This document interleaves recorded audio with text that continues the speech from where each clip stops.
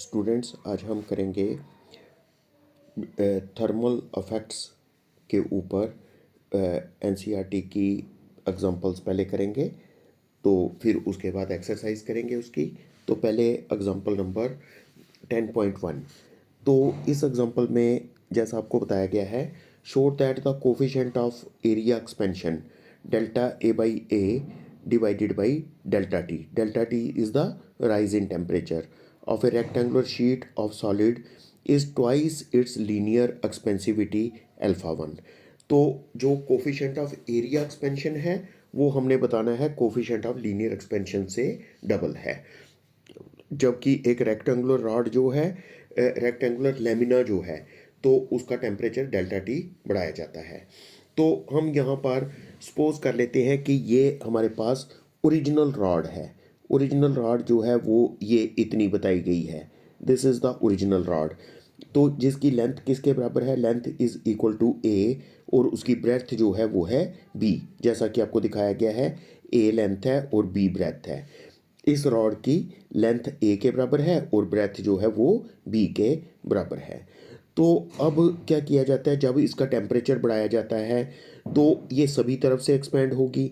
इसमें इसकी लेंथ जो है वो डेल्टा ए के बराबर बढ़ जाती है। लेंथ में जो चेंज आ जाती है वो आती है डेल्टा ए के बराबर। ब्रेथ में जो चेंज आ जाती है वो आ जाती है डेल्टा बी के बराबर। इतनी चेंज आ जाती है, ठीक है। तो इस तरह से ये रॉड जो है एक्सपेंड हो जाती है। तो अब हम देखेंगे कि इसमें जो एरिया में चेंज आ जाएगी वो कितनी होगी। वो होगी जितनी कि आपके पास बनी delta A one. Delta A one कितना हुआ, it will be equal to this portion. ये जो पोर्शन दिखाया गया है this is delta A one. जितना डेल्टा ए वन में चेंज होगी, जितनी डेल्टा ए टू में चेंज होगी, और जितनी डेल्टा ए थ्री में चेंज होगी, क्योंकि इसकी लेंथ भी बढ़ी और ब्रेथ भी बढ़ गई गर्म करने पर रेक्टेंगुलर लेमिना की।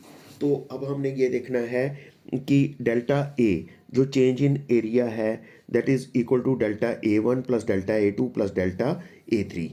तो डेल्टा ए वन किसके बराबर है, बिल्कुल क्लियर है ये। Delta A one is equal to, मतलब इसमें क्या चीज़ चेंज हो रही है, इसमें डेल्टा बी चेंज हो रही है। ए तो उतना ही रहता है, ए इंटू डेल्टा बी। तो इसी तरह से ए टू जो है, ए टू में क्या चेंज हो रहा है, इसमें हमारे पास डेल्टा ए वन चेंज हो रहा है, डेल्टा ए चेंज हो रहा है, तो बी उतना ही है। और जो ये वाला पोर्शन है, दिस पोर्शन, इसमें क्या चेंज हो रहा है, इसमें delta A into delta B, कितनी जितनी लेंथ में चेंज है और जितनी ब्रेथ में चेंज है, तो डेल्टा ए इंटू डेल्टा बी।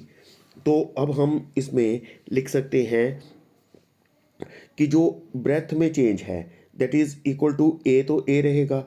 तो जो ब्रेथ में चेंज है वो किसके बराबर होती है, alpha one B delta T की coefficient of friction, coefficient of linear expansion alpha one. तो बी हो गई ओरिजिनल लेंथ और डेल्टा टी हो गया राइज इन टेम्परेचर। इसी तरह बी इंटू डेल्टा ए के लिए भी वही लिखेंगे, अल्फा वन ए डेल्टा टी। तो यहाँ पर डेल्टा ए और डेल्टा बी के लिए लिखेंगे अल्फ़ा ए डेल्टा टी और उसके लिए लिखेंगे अल्फ़ा बी डेल्टा टी। तो अल्फ़ा अल्फ़ा दोनों में आ गया। यहाँ अल्फ़ा वन हमने रखा हुआ है तो अल्फ़ा वन लिखेंगे, अल्फ़ा वन का square A B delta T का स्क्वायर।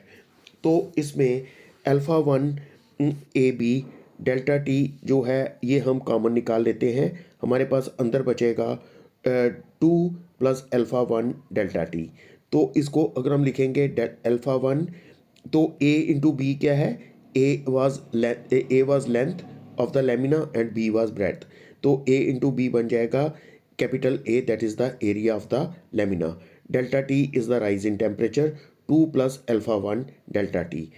तो अब हमें इसकी ज़रूरत नहीं है, इसकी कितनी वैल्यू है हमें इस चीज़ की ज़रूरत नहीं है। तो अल्फ़ा वन डेल्टा टी जो है तो वो बहुत छोटा है, अल्फ़ा वन डेल्टा टी, क्योंकि अल्फ़ा वन खुद भी बहुत छोटा होता है और delta T rise in temperature भी बहुत कम है। इसलिए हम इसको नेगलेक्ट कर देते हैं। तो अब हमारे पास क्या बनेगा, delta A upon A. Delta A इस साइड था, ए को दूसरी साइड ले जाओ, ए तो साथ में वन अपॉन डेल्टा टी, वो ए और डेल्टा टी को उस तरफ नीचे ले जाओ। तो हमारे पास किसके बराबर बनेगा, this will be equal to 2 times alpha 1, क्योंकि अल्फ़ा 1 डेल्टा टी को तो हमने नेगलेक्ट कर दिया। तो ये बात हमने यहाँ पर शो कर दी कि जो हमारे पास इसकी एरिया की एक्सपेंशन होती है, कोफिशिएंट ऑफ एरिया एक्सपेंशन जो है वो किसके बराबर होता है, that is equal to twice the coefficient of linear expansion. तो इस तरीके से इस बात को हम प्रूव कर सकते हैं। क्वेश्चन नंबर सेकंड जो है उसमें ये कहा हुआ है कि a blacksmith fixes iron ring on the rim of wooden wheel of a horse cart. The diameter of the rim and the iron ring are 5.243 metre and 5.231 metre. ठीक है, तो जो रिम है उसका डायमीटर है 5.243, और जो ring है जिसको चढ़ाना है उसके ऊपर उसका उसका जो डायमीटर है वो कम है, वो है 5.231 metre respectively at 27 degree Celsius. To what temperature should the ring be heated so as to fit it to the rim of the wheel.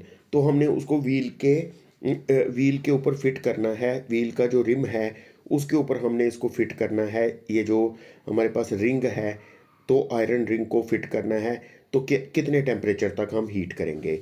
तो आपको पता है टेम्परेचर जो है T1 है, ठीक है, 27 डिग्री दिया गया है हमें शुरू में, टेम्परेचर 27 डिग्री दिया गया है। तो टेम्परेचर T1 जो है वो है उस टेम्परेचर पर जो उसका डायमीटर है वो है 5.231। तो T2 पर उसका डायमीटर हो जाना चाहिए 5.243 मीटर, किसका जो आयरन रिंग है। तो हमारे पास होता है कि LT2 is equal to LT1 length at temperature T1, T2 is equal to length at original temperature into 1 plus alpha 1 into change in temperature. तो अगर हम सबकी वैल्यू लिखेंगे 5.243 should be equal to 5.231 into 1 plus alpha 1 की value हमें यहाँ पर जो आयरन होता है, आयरन की जो इसका कोफिशिएंट ऑफ लीनियर एक्सपेंशन होता है वो होता है 1.20 इंटू 10⁻⁻5। तो टेम्परेचर कितना होगा, T2 मान लो बाद का टेम्परेचर होता है, तो T1 जो है वो 27 डिग्री सेल्सियस था। तो अगर हम इसको कैलकुलेट करें we will get the T2 equal to 218 degree Celsius. तो हमें इसमें आयरन का जो रिम है उसको हीट करना पड़ेगा up to a temperature of 218 degree Celsius. उसके बाद क्वेश्चन नंबर है 3, a sphere of 0.047 kilogram aluminium is placed for sufficient time in a vessel containing boiling water so that the sphere is at 100 degrees Celsius. It is then immediately transferred to 0.14 kilogram copper calorimeter containing 0.25 kilogram water at 20 degrees Celsius. The temperature of water rises to attain a steady state of at 23 degree Celsius. Calculate the specific heat capacity of aluminium. तो ये हमने जो method of mixtures किया था calorimetry में आपको पता है कि एक गर्म बॉडी को हम उसमें डालते हैं कैलोरीमीटर में जिसमें वाटर होता है, तो जो हॉट बॉडी होती है वो हीट लूज़ करती है और जो कैलोरीमीटर और वाटर जो है वो हीट गेन करते हैं। इसमें जो फार्मूला यूज़ होता है वो यही होता है, heat gained is equal to heat lost. तो हम देख लेते हैं एल्युमिनियम का शुरू में मास कितना था। एल्युमिनियम का मास कितना है M1, उसका नाम हम रख लेते हैं, एल्युमिनियम का जो मास है वो M1 नाम रख लिया उसका, तो उसका मास जो हमें दिया गया है that is 0.047 kilogram. Initial temperature उसका है 100 डिग्री, क्योंकि उसको हमने बॉइलिंग वाटर में रखा था, उसका टेम्परेचर हो गया था 100 डिग्री। फाइनल टेम्परेचर कितना हुआ 23 degree Celsius. Change in temperature कितना हुआ, चेंज इन टेम्परेचर हो गया उसका मतलब जो फॉल हुआ temperature 100 minus 23 that is 77 degree Celsius. Specific heat aluminium की मान लीजिए S के बराबर है, S एल्युमिनियम।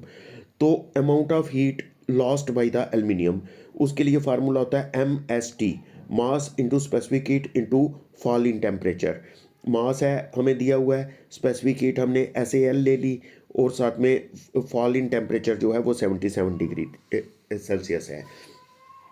इसी तरह मास ऑफ वाटर कितना था 0.25 किलोग्राम जिसको हम M2 ले लेते हैं, मास ऑफ कैलोरीमीटर M3 वो भी हमें दिया गया है, initial temperature of water and calorimeter 20 degree Celsius, final temperature 23। तो राइज इन टेम्परेचर कितना हो जाएगा वाटर और कैलोरीमीटर का, that is 23 minus 20 that is 3 degree Celsius. Specific heat capacity of water किसके बराबर होती है 4.18 इंटू 10⁻³ जूल पर किलोग्राम पर kelvin. Specific heat capacity of calorie पर कैलोरीमीटर किसके बराबर हो जाएगी, दैट इज 0.386 इंटू 10⁻³ जो इसमें specific heat capacity of copper calorimeter. तो इसमें कितनी बन जाएगी स्पेसिफिक हीट इसकी कॉपर कैलोरीमीटर की, हमें क्या करना होता है कि स्पेसिफिक हीट जो है कॉपर कैलोरीमीटर की वो होती है 0.386 इंटू 10⁻³ जूल पर किलोग्राम पर केल्विन। तो amount of heat gained by water and calorimeter, तो M2 तो mass of water into specific heat of water into rise in temperature of water, mass of किसका कैलोरीमीटर का into specific heat of calorimeter into rise in temperature of calorimeter. तो हम इसमें delta T2 को common निकाल लेते हैं, तो बाकी सब चीज़ों की वैल्यू पुट कर लेते हैं, मास of water, mass of calorimeter, specific heat of water, specific heat of calorimeter, सबको हम इसमें पुट कर लेते हैं। तो इसको जब हम सॉल्व करेंगे तो हमारे पास क्या आ जाएगा, हमारे पास जो वैल्यू आ जाएगी वो आ जाएगी 0.047 kilogram into SAL into 777 degree. तो ये किसके बराबर होगा, heat gained will be equal to heat lost. तो उसने कितनी हीट गेन लॉस्ट की थी वो हमारे पास हमने जो किया था जो हीट चेंज इन टेम्परेचर के बाद हमने किया था हीट लॉस्ट जो कितना किया था हमने वो था 0.047 इंटू SAL इंटू 77। तो ये आ गया जो हीट लूज़ हुई थी, तो हीट ये हो गई हीट गेन। जब हम इसको कैलकुलेट करेंगे तो स्पेसिफिक हीट ऑफ एल्युमिनियम आ जाएगी 0.911 किलो जूल पर किलोग्राम पर केल्विन। तो इस तरीके से हम मेथड ऑफ मिक्सचर से, जो कि कैलोरीमीट्री में होता है, तो मेथड ऑफ मिक्सचर से हम क्या कर सकते हैं कि स्पेसिफिक हीट जो है वो किसी बॉडी की निकाल सकते हैं। तो इस तरह से हमने स्पेसिफिक हीट को कैलकुलेट किया। उसके बाद नेक्स्ट क्वेश्चन है, when 0.15 kilogram of ice at 0 degree Celsius is mixed with 0.30 kilogram of water at 50 degree Celsius in a container. The resulting temperature is 6.7 degree Celsius. Calculate the heat of fusion of ice. तो हमने क्या किया कि जब हमने 0.15 kilogram ice जो कि 0 degree पर थी उसको मिक्स कर दिया 0.30 किलोग्राम ऑफ वाटर से जो कि 50 डिग्री पर था, तो द रिजल्टिंग टेम्परेचर जो दोनों को मिलाकर टेम्परेचर बना वो 6.7 डिग्री सेल्सियस बना। तो आपने निकालना है calculate the heat of fusion of ice, यानी जो लेटेंट हीट ऑफ फ्यूजन है वो हमने वाटर की कैलकुलेट करनी है। तो जो स्पेसिफिक हीट हमें वाटर की दी है वो दी है 4186 जूल पर किलोग्राम पर केल्विन। तो हीट लॉस्ट बाय वाटर कितनी होती है, मास into specific heat into fall in temperature. तो मास हमने वाटर का लिख दिया जितना हमें दिया हुआ था, ठीक है। तो साथ में उसकी स्पेसिफिक हीट लिखी और साथ में फॉल इन टेम्परेचर। पहले वाटर का टेम्परेचर था 50 तो बाद में हो गया 6.7, ये हमने कैलकुलेट कर लिया। तो heat required to melt ice को मेल्ट करने के लिए कितनी हीट चाहिए होती है, वो चाहिए होती है मास इंटू स्पेसिफिक हीट, मास into latent heat, sorry mass into latent heat. तो क्योंकि 1 ग्राम को मेल्ट करने के लिए जितनी हीट चाहिए होती है वो होती है लेटेंट हीट, तो M2 मास को कितनी चाहिए होगी, मास इंटू लेटेंट हीट। तो heat required to raise the temperature of ice water to final temperature. तो अब हमने इतनी तो ज़रूरत हुई उसको 0 डिग्री पर ही मेल्ट करने के लिए, कौन सी जो हमने लिखा था heat required to melt ice, वो तो सिर्फ मेल्ट करने के लिए। पहले तो आइस मेल्ट हो गई, फिर उसका टेम्परेचर 6.7 डिग्री तक पहुंचा। तो उस तक पहुंचाने के लिए कितनी हीट जो है वो चाहिए होगी, mass into specific heat into rise in temperature. तो मास है उसका 0.15 किलोग्राम, स्पेसिफिक हीट है 4186, और जो राइज इन टेम्परेचर है वो है 6.7 माइनस ज़ीरो, क्योंकि आइस का टेम्परेचर ज़ीरो था, तो जब उसका वाटर बना तब भी ज़ीरो था, तो उसका टेम्परेचर हमने राइज करना है 6.7 डिग्री तक। तो इसको जब हम कैलकुलेट करते हैं, ये बन जाता है 4206.93 जूल। तो आपको पता है heat gained is equal to heat lost, तो इसलिए ये फार्मूला जब हम यूज़ करेंगे, जितनी हीट गेन हुई उतनी ही लूज़ हुई।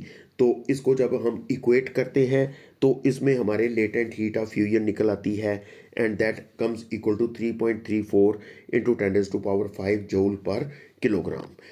तो इस तरह से इस क्वेश्चन को हम सॉल्व करके लेटेंट हीट जो है उसको कैलकुलेट कर सकते हैं।